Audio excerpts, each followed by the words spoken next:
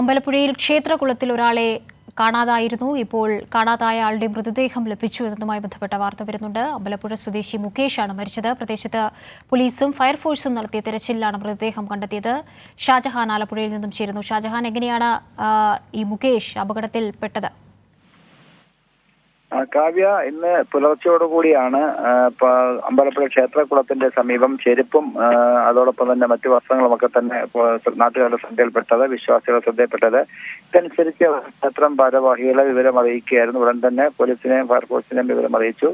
പോലീസും ഫയർഫോഴ്സും നടത്തിയ പരിശോധനയിലാണ് വെള്ളത്തിൽ ഒരാൾ പോയി എന്നുള്ളൊരു വിവരം ലഭിക്കുന്നത്.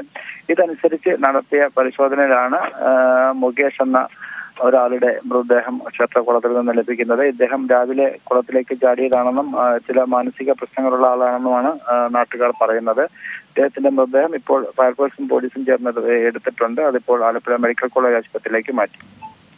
അമ്പലപ്പുഴ സ്വദേശി മുകേഷ് ആത്മഹത്യ ചെയ്തതാണ് എന്ന പ്രാഥമിക വിവരമാണ് ഇപ്പോൾ ഷാജഹാൻ പങ്കുവച്ചത്. ഇന്ന് രാവിലെയാണ് ക്ഷേത്രകുളത്തിൽ ഈ വ്യക്തിയെ കാണാതായത്.